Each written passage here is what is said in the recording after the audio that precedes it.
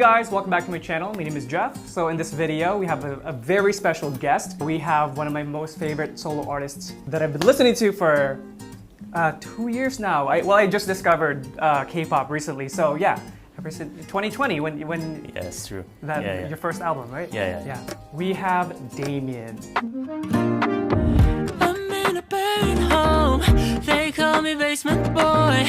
어떤 누구 중 하나가 되어버린 어린애. 커피들이 키고 제자리를 뛰어봐도 아무 소용없는 걸. But basement boys coming up. Hello everyone. This is Singer-Songwriter, Demian, and I'm very nice to meet you, Jeff. Oh, thank you so much. Thank you for inviting me. Thank you for being on my channel. Yeah. How have you been doing? It's been really hot here, so It has been. yeah. I haven't been moving a lot, but nowadays I'm making new songs, and after Basement Boy there are a lot of changes, so I'm trying to develop the change that I went through from the last year to this year. Yeah. So is it a big transition? Because I also know that you graduated university recently. True. Yeah. So that I can more like concentrate on the music stuff. Yes. And also nowadays I'm trying to be close to my fans. Yes. Yeah. And trying to like doing the interviews just like you, and trying to do the DJing on radio, not like this DJ. Okay. Yeah, on radio. Got it. Yeah. And if I only have like one way to communicate with my fans, which is music, then that might make my fans wait for too long. Oh, okay. Yeah, because it's like I'm not a music factory, right? Yeah. I can write songs. It takes a lot of time to cultivate. Yes. So I'm trying to find more casual ways to communicate with my fans, right? That's really good because a lot of fans love that more intimate relationship across online, fan meeting and stuff like that. For you to be a little bit more relatable. Yes, that's true. So that they can more relate to the music too. That too, yes. Because if they know you a little bit, then they love the music. Yeah. They know like what's going on with Demian. And, exactly. Oh, this song came in this era. Yes. I actually found out about his music through Spotify when it was just like randomly shuffling. Oh, that's how I found out about you. Was it cassette or? It was, yes. Oh. Because during that first year that I was trying to expand my my K-pop horizon, because for the longest time I only listened to BTS, and then I opened my channel in 2020, and then I was really? Yeah, and then I was so fast. It did. Yeah, 55 million views in 2 years. Thanks, guys. But yeah, so I was trying to expand my horizon and trying to learn more about the industry and discover more music, and then yours came on, and I was like, I like this guy's voice. Yeah, the tone. So yeah, speaking about Basement Boy, you touched on it earlier. Yes. It's actually my favorite so far. Really? Yeah. I love your other stuff. Yeah. But then I listened to this one, I was like, I like this one. Oh, sounds great. Yeah. So it was released on May 20th. Yes. Please let us know a little bit more about the song. Literally, it's about the basement. Okay. It's not a basement and a boy. Like it's about a song that boy that lives in a basement, which is actually half basement. It's a kind of a special way of living in Korea. Do you have like basement house in your country? Yeah, in Canada there are basements. Oh, really? Yes. Like half basement house, like. It's like above, like a garden level. Yes. Yes. I used to live there for like 3 years. Was that in Seoul or in Vancouver? In Seoul. In Seoul. Okay. Yeah, until this year March.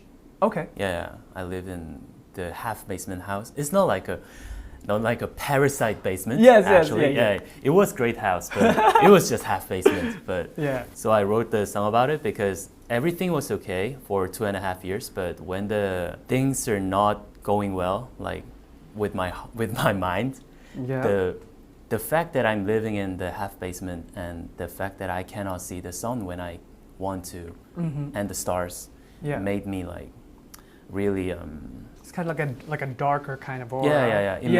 It makes you darker. I'm not crying though. It's not like no, but it is a little kind of depressing sometimes being in the basement. Like my room in Canada was in the basement. If my viewers know that, like that's what I did my reactions. Yeah. So I'm like, damn. Yeah. So I totally get it. So it makes you more depressed when you're depressing. Like when you're depressed, it makes you more depressed. Like of course, 100%. I'm yeah. sure a lot of our viewers will relate to that. Yeah. So in an opposite way, I really needed a like very whimsical and very upbeat song in that moment. Yes. So I made up my mind to make the one like that, the one I needed at that time. Because nowadays every songs are like too cool and they're too bad. Like too badass. Yeah, I'm too bad. And I really needed more than that. Like something more warm and something more cheerful. And how about making the one for me? That's how the song came out. That's really good. Because a lot of artists do music and write music for the fans. Yeah. But as much as we're giving, it's also very important for the artists to create some for themselves. Yeah. Right. It's like a safety net for you. Yeah. When I was writing Karma and Yes, I used to interview that I like to write songs in very complicated emotions. Yes. Like happiness and the sadness together, things like that. But when you're too depressed, you only need the happiness. Like, yeah, you don't need something darker. So even more. Yeah. Right. And actually, at that time, I realized that that's how my fans are getting emotional support from my songs. Yes. Because I needed one. Yes. At that time. So I think at that moment, I realized about my mission more clearly. Oh, this is what I was doing. Like when my fans are talking about I got like a lot of emotional support from your music, I was like, I thought in a different level, like when you want to have fun or when you want to feel better, you need some kind of music to like just turning on the music and feeling better. Setting up the emotion. Yeah. But then I realized, oh, the music really can help more than that. Yes, for sure. Yeah. So I suddenly realized what my music can do for my fans because I realized what music can do to me. Yes, that's beautiful. Yeah, after starting the music for like 7 years, I just realized like, this is what music does. Yes, 100%. Like, I think you put it in words perfectly, and a lot of people may not realize that even when they're like listening to music. But yeah, that's awesome. And I believe, like for me, it's the same way too with Basement Boy. Because I recently got more, because I did, because before, when I discovered your channel, when I discovered your music channel, your music, it was Yes and Karma, which is a little bit kind of a different vibe, right? Yeah, so I was in that zone. Yeah. I was like, I needed this, I needed to be like listening to someone who I can relate to, who can kind of like be with me in this like journey, because it was during the pandemic. Yeah. And then recently it's been a lot more success, the channel, that kind of thing. So I felt a lot happier. And then Basement Boy, I'm like, yes, I want to groove to this. I want to turn it on when I'm like getting ready in the morning or like when I'm preparing breakfast or like packing my stuff. I want something, vibey. Yeah. So, thank you. On behalf of all your fans, thank you. You're welcome. So you have released 4 different singles based on powerful K-pop sound. But Basement Boy consists, you touched on it earlier, with a more whimsical vibe. Yeah. What inspired this change? Firstly, of course, the message. Yeah. The message was different from the other songs. Like, I used to like to talk about the emotions that I have felt before. Karma, love percentage, cassette, the things that I went through. Yes. But with all the things that are too much right now, I was only able to talk about now. Right. So Basement Boy was about the now. I was writing this song. So, of course, the vibe was very, so the message was very different from the other songs. So it became, I think I need a new sound to describe the message. Yeah. In some way. Yeah. And that's how the sound came out. Right. Yeah. So if you compare each of your albums to Certain Colors, because you're talking about different moods, those kind of things. And moods can be translated into colors. Yeah, sure. So what kind of colors would each of your albums be? Cassette was surely about orange, which is there. There's a random orange over there. I'm looking at that while interviewing. Why would it be orange? Because that's how I describe the color of love. It's between the yellow and red. Because to me, yellow is something like a very childish and something that makes you just smile. Yes. So happy. Yeah. Red, something sexy. Oh, it is the color of... Yeah. Yeah. It's between. Love is something between there. Yes. I love that. I've never heard of this interpretation before. I'm just like, okay, keep talking. You love someone as a child and as an adult at the same time. I thought that was love. Interesting. Yeah, okay. so I chose color as an orange. Perfect. Yeah. And then yes. On the Karma lyrics, actually, I wrote it as a purple. Purple. About the yes. It's something, it's like a weird color to me, like purple. Yeah, like, I don't know, just to me, like green and purple is somehow, it's like for example, it's like a poison. Oh, yeah. It does have a little bit of a kind of mischievous kind of feeling to it. Yeah. Usually people describe poison as a green or purple, right? I think more so green. Yeah. Yes. Yeah. So to me, when purple or green is something dangerous, but something makes you curious. Okay. Yeah, okay. Yeah. Okay. The way you're talking about it, it's kind of reminding me of Ghostbusters. Oh, like, yeah. It's kind of like that. I'm like, okay, it's that way. And actually the yes is about the dance party that I went when I was 14 in Vancouver Island, Victoria Island. Parties in Vancouver. Yeah. It was the first time going to the dance party, like, because obviously I was 14 in Korean age, but 13 in Canadian age. So it was like really weird kind of. I've never went somewhere to like music pumping up and people are dancing and the girl that I like is over there and and the light was purple. What I remember. Then the color is purple. It's the color of the first love. And first unsolved love. So unsolved? The first love that didn't go well. I see. Yeah, it's, well, you were 14. That haven't said, right? Yes. I didn't even like said to her like I like her because I have to go back to Korea like 6 months later.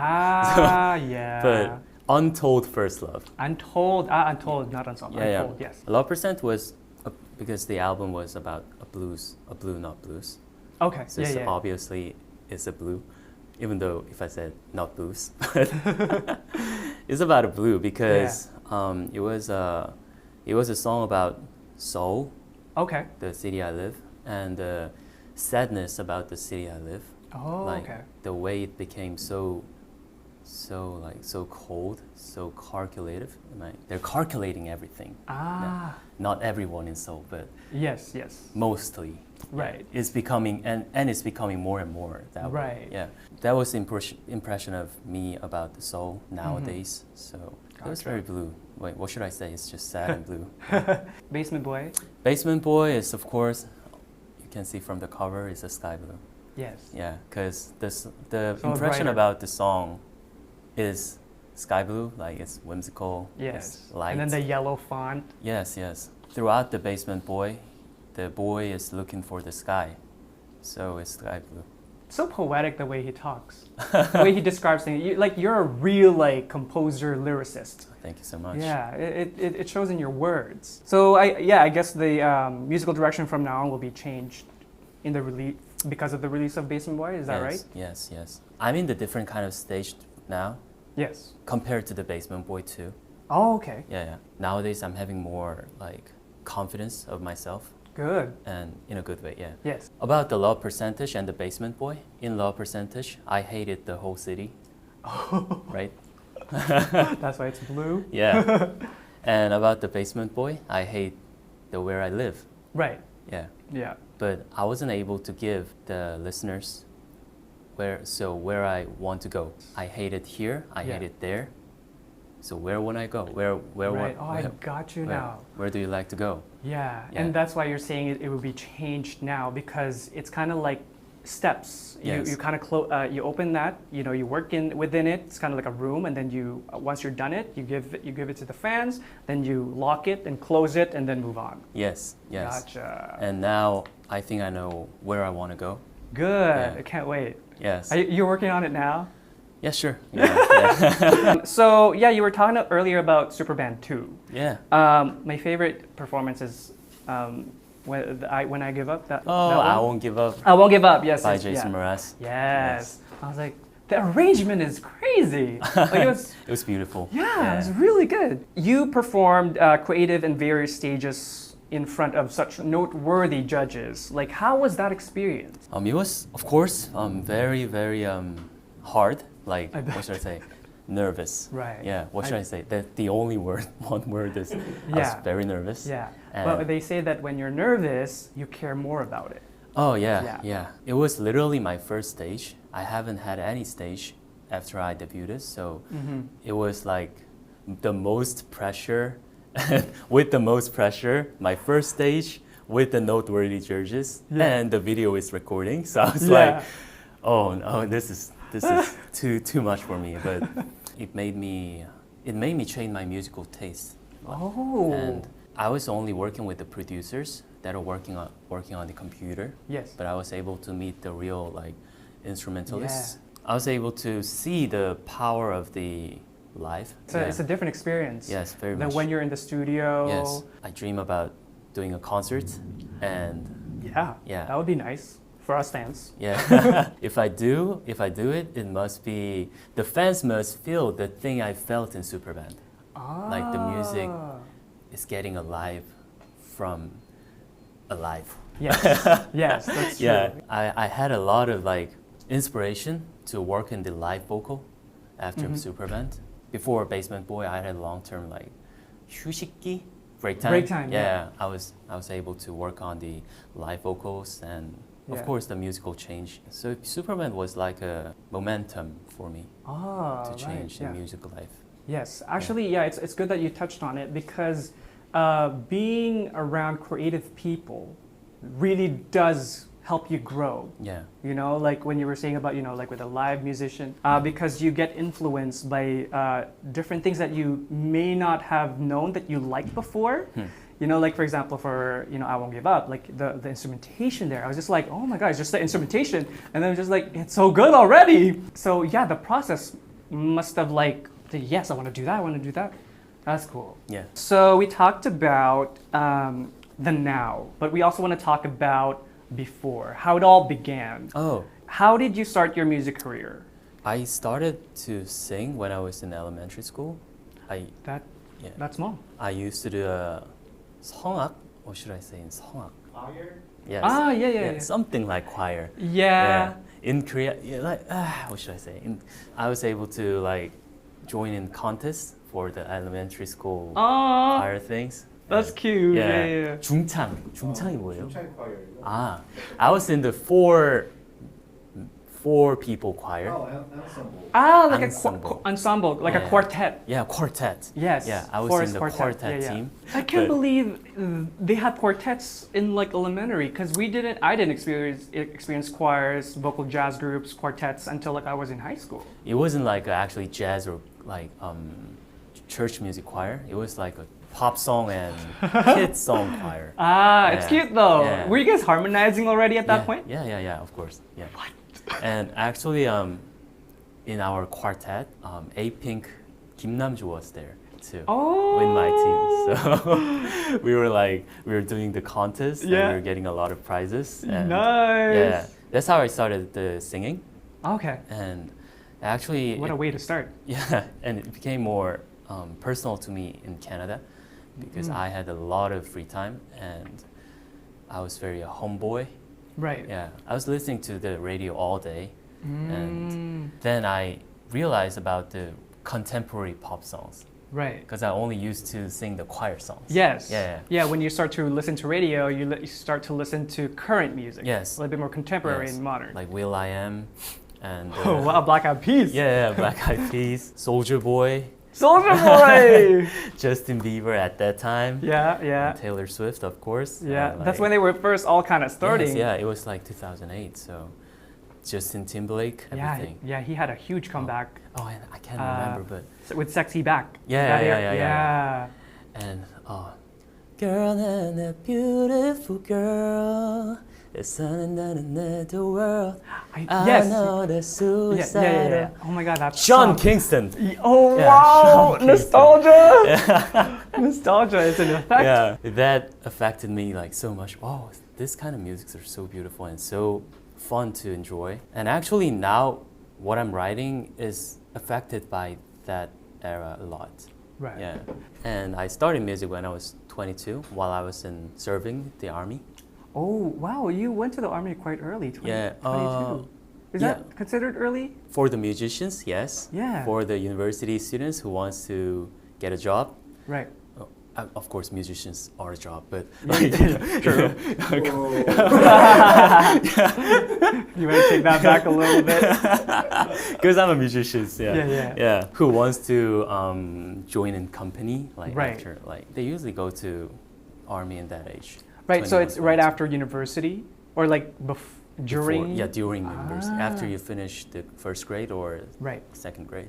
Like sophomore, after sophomore. Yes. And then, In the army, I started music because I wanted to create something, and I wanted to have a lifetime hobby. It came out to be my lifetime job. Well, it's good though, because then what people say is that if you love your job, then you never have to work a day in your life. Yeah. Right? So what do you usually do when you're not writing songs? Mostly YouTube. I haven't found any like hobby that was good as music because music was my hobby. Yeah. So I was doing something and music. Right. The music became everything. Yes. So mostly watching YouTube and doing fitness. Nice. Nowadays. Yes. That's very important. Recently. So earlier you were talking about, I actually just want to follow up on this because you were saying something about your hobby was making music, and now it's also your occupation. Do you find that sometimes, because a lot of people may be like this as well, do you find that sometimes you have to kind of like pause making music just so that to kind of like reset? Oh. Because it was your hobby and it's your job, it's kind of like 24/7.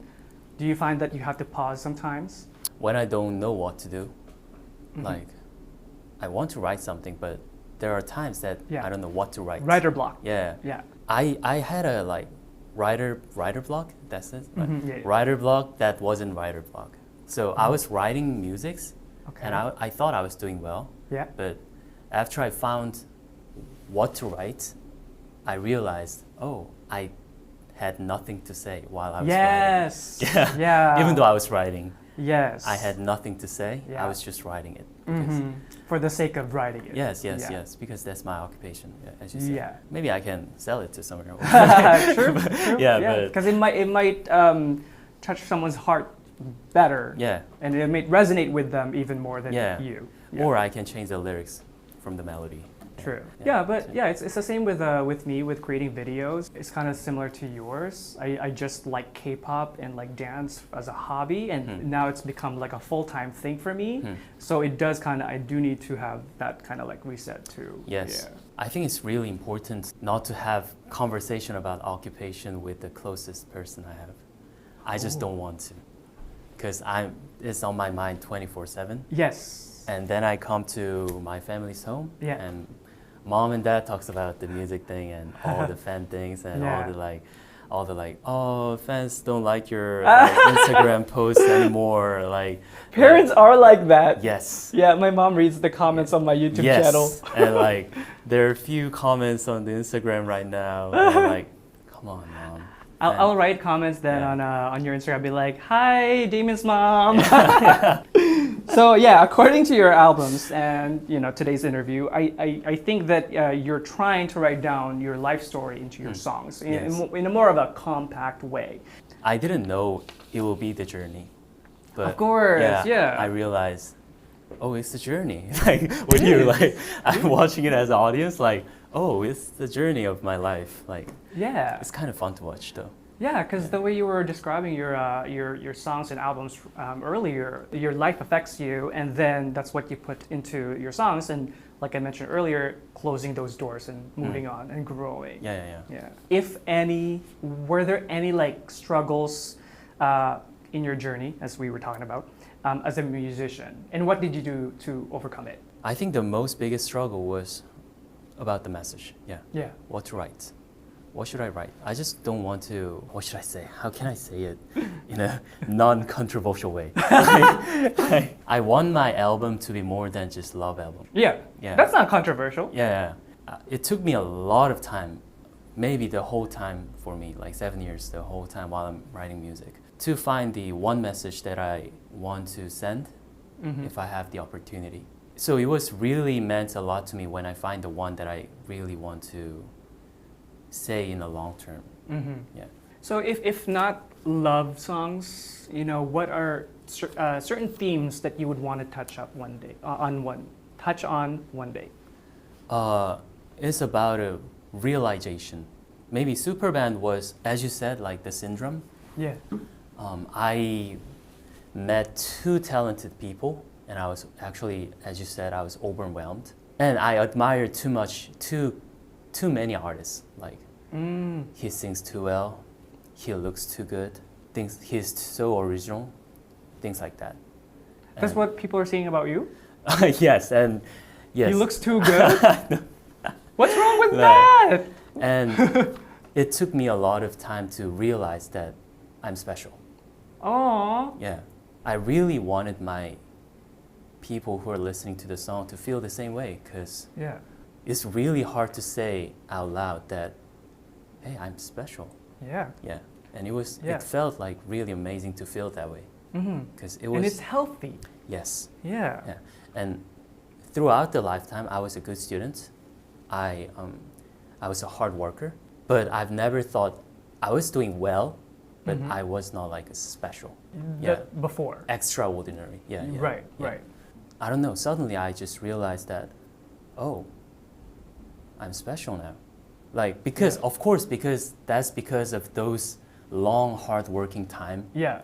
At some point, you just have to realize that you don't have to try too hard to be special, because now you deserve it. Yeah. Aww. Yeah. Yeah, it's good that you did, and I do hope a lot of people do realize that they are special. Yes. And I think, because a lot of people, well, we talked about movies earlier, and that's why a lot of movies are based on something like this.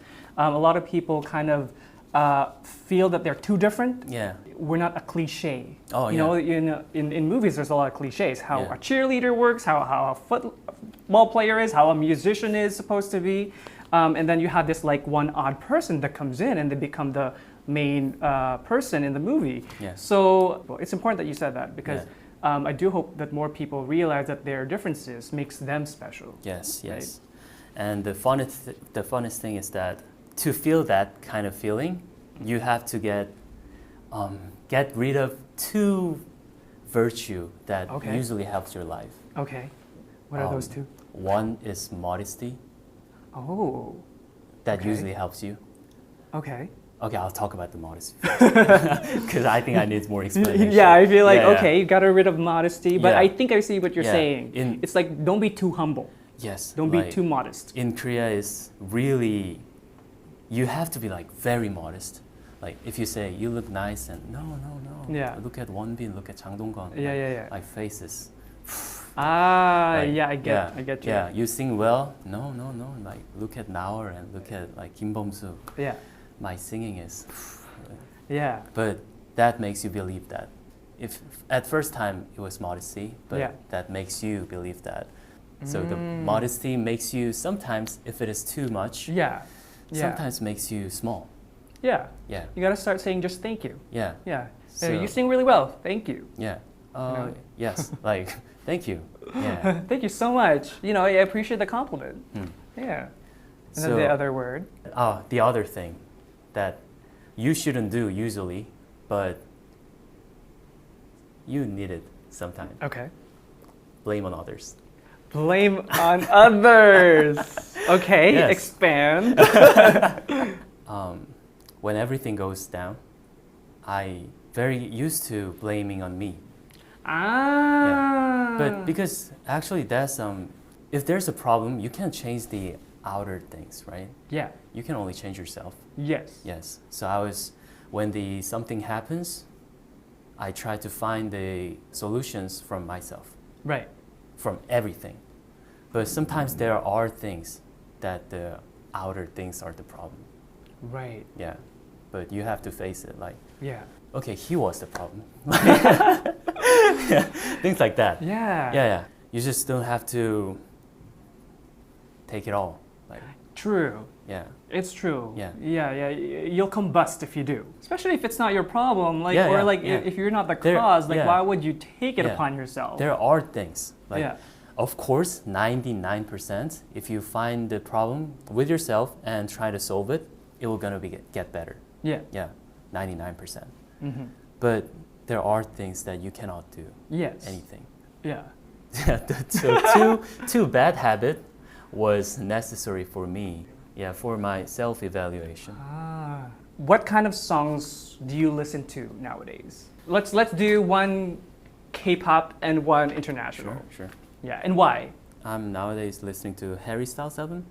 Yeah, he's really good. He's touring right now too. Yes, Yeah. he's really good, and I can see what he did during the quarantine from his album. Yes. Yeah. He just wrote and experimented. And like it's like a bedroom brain experiment. The song from As It Was. Like, when you're lying on the bed, you're thinking like, the word is wrong. The word should be as it was. Like things like that. Yeah. It can't be made in your room. So I really like that kind of album that is so relatable and that can see his life routine. Yeah. Like he's lying on the bed and the word should be as it was. Yeah, because when like you're that. laying down in the bed at the end of the day, it's no one else but you and your mind. Yeah. That's what a lot of people overthink and they overthink. end up not end up sleeping. But Yeah. for creatives and musicians like you guys, like you start to, that's where you kind of put things together. Yes. Because there's no distraction. So overthinking. Thinking about the whole world. Like the world should be as it was, and me watching the YouTube and about the universe, like the universe should be that way. Like things like that. And in the K-pop. In the K-pop industry, it's huge right now. Gotta be honest. NewJeans.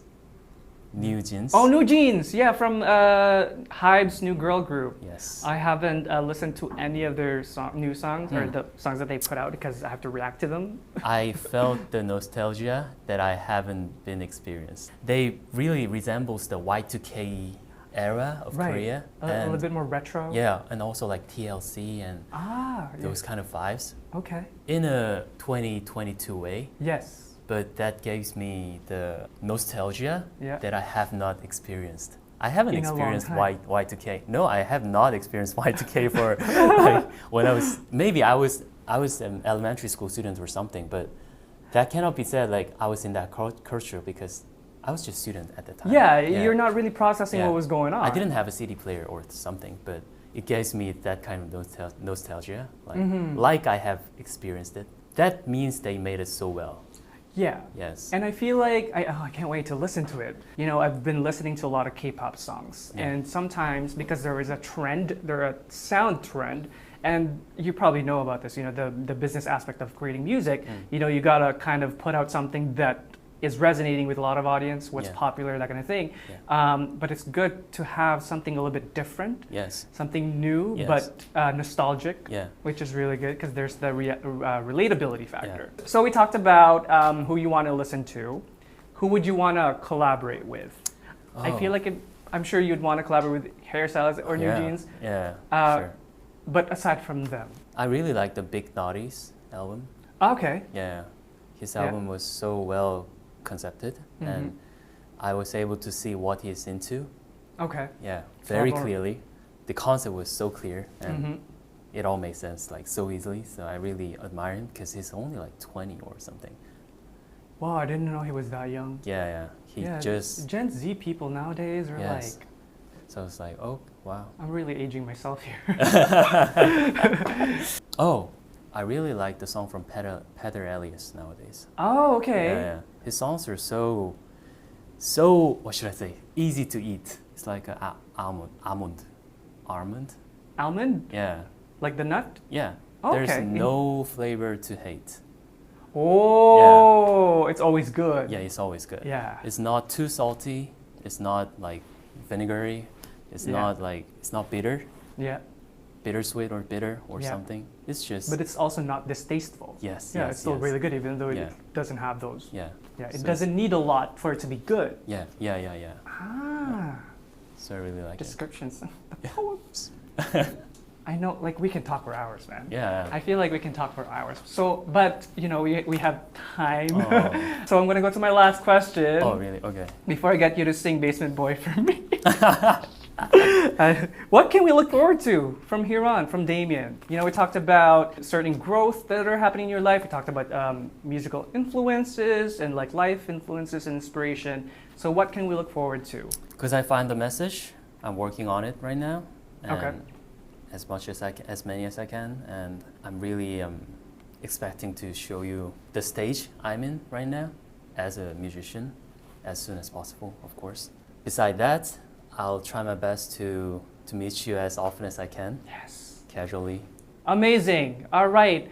Yeah, just one last request. I know, like, I'm putting you on the spot here. Just, you know, a little bit of, you know, even just a chorus of Basement Boy for us. Oh, sure. Yeah, a cappella. 2, 3, 4. I'm in a buried home. They call me basement boy. 어떤 누구 중 하나 같아버린 어린아이. 커피들이 키고 제자리를 뛰어봐도 아무 소용없는 걸 알아 나도 still coming up. Nice. Yeah, I had to ask him because I don't know when I will have this opportunity again. Right?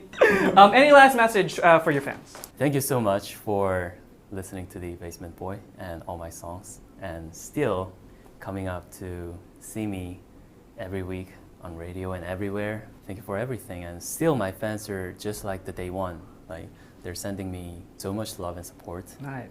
Just like the first day. Yeah. Well, thanks for appearing on my channel, for guesting on. It's such a pleasure. Yeah.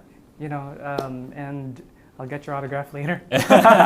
Well, thank you guys so much for watching today. I hope that you enjoyed it. And if you did, do like and subscribe. And if you do subscribe, make sure you tick that notification bell so you don't miss any content from me. And if you'd like to get to know more about me, do check out my Instagram, Twitter down below. And also follow Demian on his social media accounts, Instagram, Twitter, on YouTube, everywhere. Bye, guys. If you feel like you want to answer in Korean, that's okay. Oh, sure. Then she can translate for me. Okay. Uh, I just saw the like one word in like the whole paragraph, like 소개. Yeah. Like, So yeah. it's fine. Yeah, Okay. no pressure. Okay. I feel pressured. Yeah, no pressure.